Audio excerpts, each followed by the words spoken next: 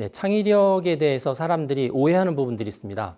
이 창의력에 대해서 오해하게 되면 이제 창의력 훈련하는 부분들이 사실은 잘 받아들이지 않고요. 효과가 떨어지게 됩니다. 그래서 창의력에 관해서 사람들이 가장 많이 오해하는 부분들을 좀 풀고 넘어갔으면 합니다. 첫 번째 오해는 창의적인 사람이라는 것은 원래부터 태어난다 라는 이제 오해입니다. 결론은 뭐냐면 사실은 아닙니다. 창의적인 사람들은 훈련으로 만들어집니다. 창의적인 사람들에 관한 전기를 사람들이 공부하고 읽다 보면은 대부분은 영웅이죠. 그 소수의 영웅들이 인류의 여러 가지 창의적인 산물들을 만들어서 인류 문명을 발전시켜 왔기 때문에 뭐 일종의 이제 영웅주의 사관으로 볼 수 있습니다. 소수의 영웅이 역사를 이끌어간다라고 보고 있고, 대개는 그래서 앞에 수식어가 지니어스, 천재라는 표현을 합니다. 천재적인 스티브 잡스, 천재적인 에디슨, 뭐 이렇게 표현을 하죠. 그런데 이제 창의성을 공부하려고 하는 저나 여러분이나 주변에서 천재 뭐 내지는 천재보다 조금 이렇게 그 다음 단계가 이제 영재인데 뭐 영재, 수재 이런 이야기를 들어본 적이 별로 없을 것 같습니다. 우리가 보통 천재, 영재를 구분할 때 주로 사용하는 게 IQ라는 지표입니다. 이제 멘사 클럽이라는 이제 클럽에도 보면은 몇 가지 테스트를 통해서 멘사 클럽에 이렇게 들어올 수도 있지만 이 멘사 클럽은 보통 똑똑한 사람들의 모임 이렇게 알려져 있죠. 주로 IQ를 기준으로 해서 일반적인 사람들의 유의 상위 2%가 되는 기준이 IQ가 148 정도 되는데 148 정도 이상인 사람들만 멘사 클럽의 멤버로 받습니다. 그래서 이 IQ는 굉장히 중요한 지표로 사용이 되고 있는데 이제 관심은 이거죠. IQ가 높으면 과연 창의성이 높을까? 그러니까 머리가 똑똑한 사람은 창의적일까? 이 질문은 뭐 제가 처음 하는 건 아니고 오랫동안 사람들이 여러 가지 형태로 바꿔서 해왔습니다. 예를 들면 학교 다닐 때 공부 잘했던 친구가 사회에 가면 성공할까? 이것도 같은 이야기입니다.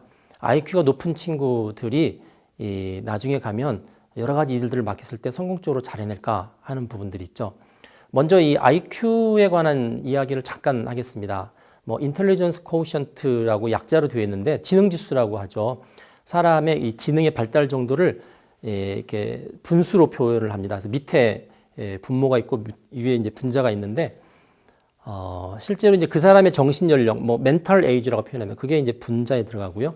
분모에는 이제 크로노컬 에이지라고 그래서 그 나이대의 사람들이 갖게 되는 이제 평균 어떤 수치를 이제 표현합니다. 예를 들면 10살인 사람들이 일반적으로 가지고 있는 지적인 능력이 있는데 그게 수치로 100이라고 하면 그 사람이 가지고 있는 거는 한 11살, 12살, 13살이다. 그러면 나이로 따지면 그렇죠. 10살분의 11살.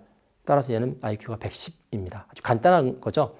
그래서 IQ가 높다는 이야기는 같은 또래보다 정신연령과 정신적인 능력이 몇 살 더 많다. 이렇게 표현하면 됩니다. 실제로 이제 테스트하기 위해서 뭐 계산력, 뭐 기억력, 어휘력, 여러 가지 문제들을 내게 되고요. 이제 그런 영역에 대해서 문제를 풀면서 이 사람의 이제 실제 그 멘탈 에이지가 얼마일까를 이제 100분의 몇 정도 이렇게 표현을 하게 됩니다. 이 IQ 테스트는 맨 처음에 개발이 됐었던 목적이 있습니다. 정신지체아들을 가려낼 목적으로 사용을 했죠. 그래서 이 지적인 수준이 일반 사람보다 떨어지는 사람들에 대해서 특별한 조치를 취하려고 만들었던 건데 이제 이게 어느 정도 구분력이 있다 보니까 이건 아이들뿐만이 아니라 어른들한테도 적용을 시키자. 자, 이렇게 되면 문제가 생깁니다, 사실은. 왜냐면 나이를 기준으로 해서 보통 그 육체적인 나이분의 정신적인 나이 이렇게 했는데 어릴 때는 정신적인 발달이 좀 빨라서 뭐 3살, 4살인데 5살, 6살의 정신 능력을 가지고 있는 아이들이 있죠. 그런 경우는 IQ가 뭐 130, 140인데 이게 점점 나이가 들어가면 그 갭이 작아지는 거죠. 그래서 어릴 때 IQ가 좋았던 친구들이 위로 올라가면 IQ가 사실은 밑으로 떨어지는 현상이 벌어지는 것도 이 지표의 어떤 그런 특징을 가지고 있기 때문에 그렇습니다. 그래서 그런 부분들을 이제 극복하려고 사람들이 많은 IQ 테스트에 관한 부분들을 만들어 왔고요. 현재 많이 쓰고 있는 것들은 지금 주로 4가지 하위 요소를 가지고 테스트를 합니다. 언어 능력, 수리력, 그다음에 추리력, 공간 지각력 가지고 IQ 테스트를 하게 됩니다. 이거에 대해서 논란의 여지가 있는데 저희가 관심을 두는 거는 언어 능력, 수리력, 추리력, 공간 지각력이 우리가 공부하려고 하는 창의력하고 관련성이 있을까 하는 거죠. 전혀 없지는 않습니다. 전혀 없지는 않지만 완벽하게 관련이 있지 않습니다. 따라서 IQ가 높은 사람이 창의력이 높다라고 말하는 데는 상당히 무리가 있죠. 그렇지만 완전히 관련성이 없기 때문에 보통 실험적으로 알아내기로는 보통 IQ가 한 110, 120, 그러니까 일반인보다 약간 높은 수준의 IQ를 가진 사람들은 일반인보다 창의성도 약간 높다. 그래서 그 정도까지는 이제 비례한다고 보고 있지만 120 정도가 넘어가면 그 뒤부터는 IQ가 아무리 높아도 그 높은 IQ만큼 창의성이 높다고 말할 수 없다. 이게 일반적으로 학계에 알려진 이제 정설이 됩니다. 이거에 관해서 많은 실험들이 있었습니다. 우리나라에서도 있었고, 뭐 미국이나 이제 서양에서도 많이 있었는데, 우리나라 같은 경우 대표적으로 1985년도였던 것 같아요. 우리나라의 영재, 그 당시에 발굴했던 영재 한 144명을 조사를 했습니다. 15년 뒤인 2001년도에 이 영재 144명이 어떻게 살고 있을까? 이제 기대하는 건 이거죠. 영재 144명은 각자의 영역 가운데서 리더로서 뭐 사업을 하면 사업도 잘 되고 내지는 학생이면 공부도 잘하고 뭐 이렇게 성공적인 삶을 살고 있을 거라고 기대를 했는데 전혀 그렇지 않았다는 결과가 나왔습니다. 미국에서도 심리학자인 펠트만이 이제 비슷한 조사를 했어요.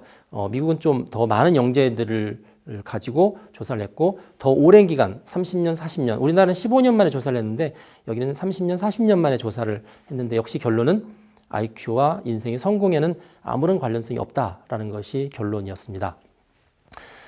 보통 이제 인생의 성공의 키워드를 뭘로 보느냐가 중요하긴 하는데, 저희가 이제 공부하려고 하는 이 창의성이 인생을 잘 살기 위한 성공의 요소로 중요한 팩터라고 보면 결국은 뭐냐면 IQ는 인생의 성공, IQ는 창의성하고 직접적인 관련성이 그렇게 크지 않다라고 보는 거죠.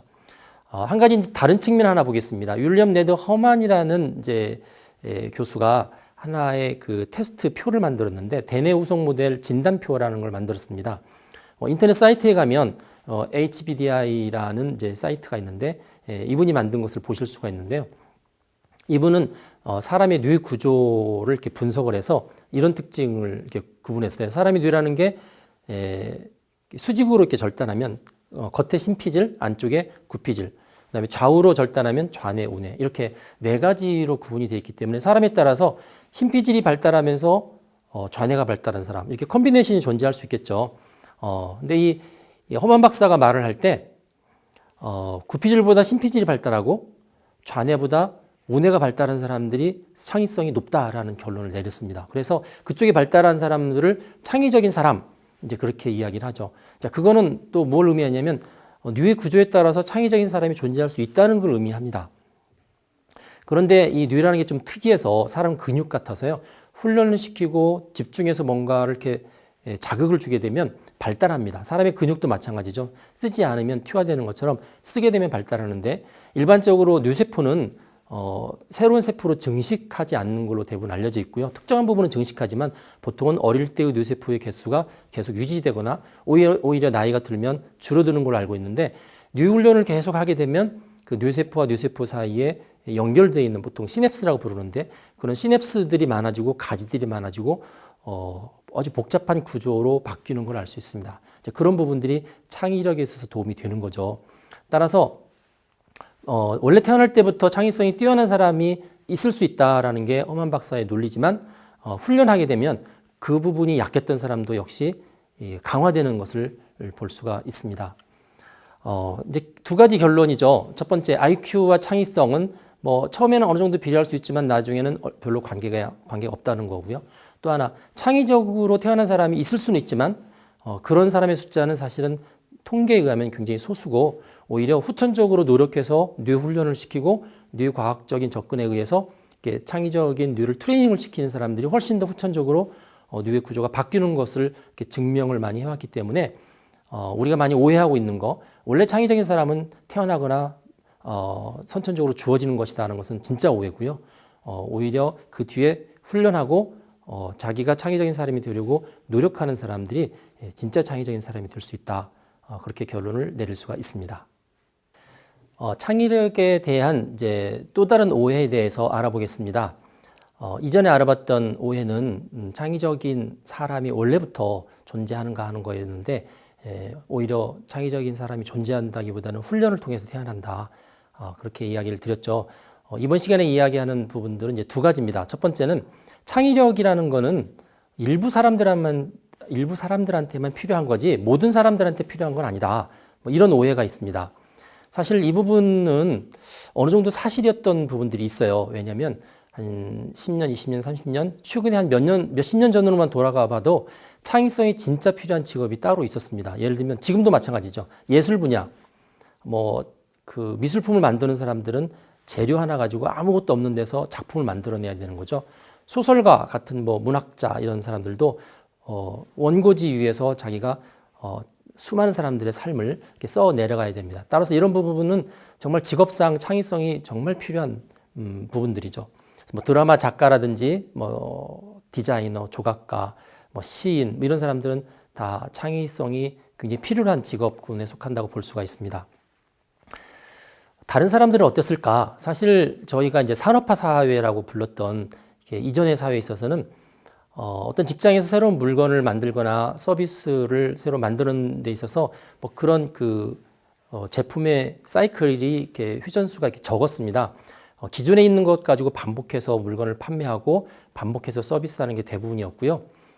왜 그렇게 됐냐면 일단은 경쟁하는 환경들이 그렇게 심하지 않았습니다. 그래서 국가 안에서 자기네 나라 안에 있는 산업체를 보호했고요. 또 우리나라도 보면은 이제 산업체들도 지역별로 보호를 했습니다. 예를 들면 아주 한 3, 40년 전에 보면은 소주를 만들었던 회사들을 보면 이게 전라도, 경상도, 충청도 별로 소주 회사가 독립돼 있습니다. 그래서 그 자기 지역을 넘어가서 팔 수 없게 되어 있고 그 지역 안에서만 팔 수 있도록 되어 있죠. 그렇기 때문에 그러한 산업에서는 무한 경쟁이라는 단어가 피부로 와 느껴지지 않고요. 자기들이 만들었던 소주를 계속 반복해서 만들어도 그걸 먹어주는 사람들이 보장되어 있던 시대입니다. 그러니까 그런 회사에 있어서는 어떤 사람들이 필요하냐면 뭔가 새로운 걸 막 하려는 사원들이 더 이상 필요하지 않고요. 계속 반복해서 물건을 만드는 데 들어와서 그거를 잔소리하지 않고 묵묵히 잘하는 사람, 소위 말해서 이제 성실한 사람이죠. 성실한 사람이 최고의 사원이었습니다.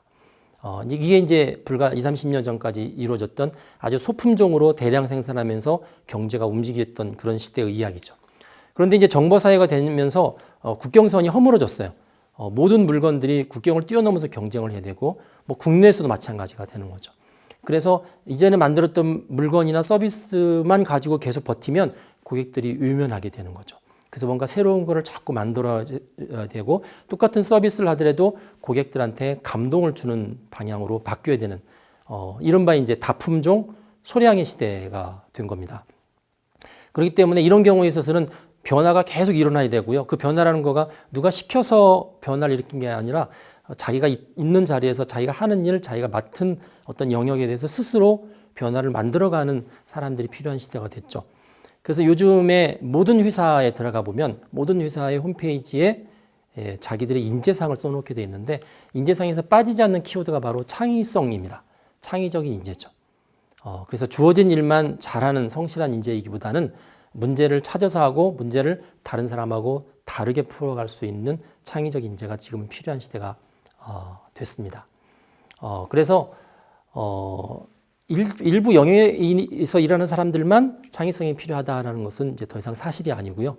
모든 영역에서 창의성이 필요하고 정도의 차이는 있지만 다 필요한 시대가 됐다라고 이해하시면 될 것 같습니다. 자, 또 다른 오해가 있습니다.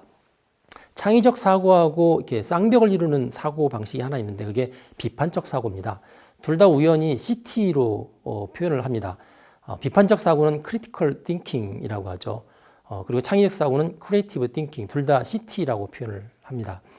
이 비판적 사고는 말 그대로 현재 내가 가지고 있거나 현재 내가 처해 있는 상황에 대해서 뭔가 이렇게 불만을 표시하도록 하는, 만족하지 않도록 하는 그런 사고 방식입니다. 그러다 보니까 그 만족하지 않고 불만족의 그런 공간과 어떤 기회에 대해서 새로운 변화가 일어나는 거죠. 그래서 사람들의 어떤 정신 자세를 크게 보면 우리가 보통 보수와 진보로 나누는데 보수는 현재 상태가 만족스러운 사람들입니다. 왜 되게 만족하고 있냐면 대개는 그 사람들이 기득권자죠. 그래서 자기가 가지고 있는 게 충분하고 또 자기가 해놓은 거의 업적들이 정말 스스로 봤을 때 대단한 거라고 생각하는 사람들이기 때문에 바꾸려고 하지 않죠. 진보 쪽은 뭐냐면 현재의 상태가 불만족스럽고 뭐 지배 구조를 보면 내가 오히려 피지배 그룹이라고 생각하니까 내가 다시 상승을 위해서 뭔가 바꾸려고 하는 거죠. 그런 면에서 비판적 사고는 대단히 진보적인 사고고 우리가 살고 있는 세상을 더 나은 세상으로 자꾸 바꾸려고 하는 그런 시도입니다. 그런데 이 비판적 사고 뒤에 이제 새로 나왔던 게 이 창의적 사고인데, 이 비판적 사고와 창의적 사고는 새로운 것을 추구한다는 면에서는 공통된 요소가 있어요.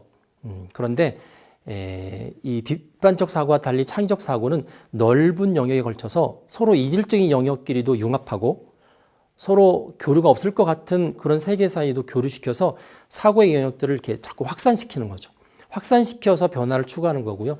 비판적 사고는 자기가 딱 정했던 특정한 영역, 뭐 전공으로 따지면 내 전공이 경영학이다. 경영학 중에서도 뭐 재무학이다. 그러면 재무학에 관해서만 계속 현상들을 분석하면서 거기에서 고쳐야 될 점을 찾아내는 게 비판적인 사고죠. 그러다 보니까 비판적인 사고는 계속 밑으로 수직적 사고를 할 수밖에 없고요. 창의적 사고는 다른 영역들을 넘나들기 때문에 되게 수평적 사고를 할 수밖에 없습니다. 그런 비판적 사고가 성공하면 어떤 현상이 벌어지냐면 그 영역에 있어서 현재보다 더 나은 물건이나 서비스가 나오죠. 그걸 보통 개선, 임프루먼트라고 합니다. 창의적 사고가 성공하면 그거는 영역을 넘나들어서 성공하는 거기 때문에 혁신, 이노베이션이라는 게 오는 거죠.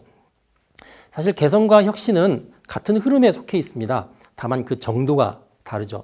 혁신도 두 개의 수준으로 나눌 수가 있는데, 어떤 혁신이 이루어졌을 때 기존의 질서가 유지가 되면서 혁신이 이루어질 수가 있고요. 기존의 질서가 무너지면서 혁신이 이루어질 수가 있습니다. 그거를 이제 앞에 기존의 질서가 유지되는 것을 존속적 혁신, Sustaining Innovation이라고 하고요. 기존의 질서를 무너뜨리면서 새로운 세계를 도입하는 혁신을 와해성 혁신, Disruptive Innovation이라고 이야기합니다. 그래서 이 두 가지는 다 창의적 사고를 통해서 가능한 거죠. 예를 들면 우리 주변에 있었다가 사라졌던 직업 중에 하나를 한번 생각을 해볼까요? 그건 이제 비디오 가게가 될 수 있습니다. 우리가 DVD라든지 비디오를 빌려서 봤었던 가게인데 지금은 다 문을 닫고 존재하지 않죠. 왜 그런 직업이 없어진 현상이 벌어졌을까? 이른바 이제 와해성 혁신이 왜 벌어졌을까? 비디오나 DVD를 대신할 수 있는 매체, 플래시 메모리나 USB나 아니면 인터넷상에서의 파일 공유, 이런 것들이 존재하기 때문에 기존의 직업들이 없어진 거죠.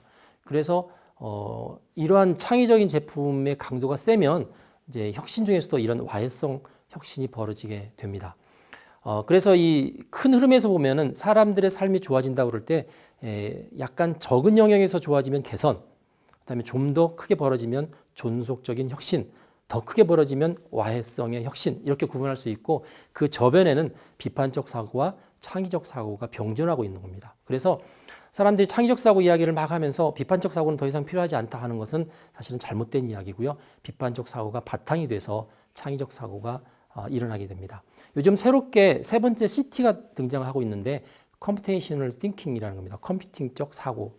이거는 사실은 비판적 사고나 창의적 사고 중에서 창의적 사고에 가까운 건데, 방법론적으로 창의적 사고를 적용시켜서 우리의 인간의 문제를 풀 때 컴퓨터를 이용하겠다는 점이 다릅니다. 그래서 사람들이 접하는 모든 문제들을 이거를 가지고 컴퓨터에서 풀 때, IT를 이용해서 풀 때 어떻게 문제를 정의하고 데이터를 어떻게 이 안에 저장을 하고 데이터를 어떻게 관리하고 이걸 풀 수 있는 절차, 그걸 보통 알고리즘이라고 하는데, 알고리즘을 어떻게 쓰고 그걸 구현하기 위한 프로그램 랭귀지는 어떻게 쓸까, 이런 것들을 이제 공부하고 연구하는 거기 때문에 컴퓨팅적 사고는 사실은 뭐 창의적 사고하고 병존하는 게 아니라 창의적 사고의 어떤 방법론으로 볼 수가 있습니다. 그래서 이제 저희들이 이 세 개의 CT에 관해서 이야기를 했는데, 비판적 사고라고 해서 창의적 사고 할 때 불필요한 게 아니라 필요하고, 컴퓨터적 사고도 보완적인 부분으로서 필요하기 때문에 이걸 다 갖추는 게 필요하다라는 것이 또 결론입니다.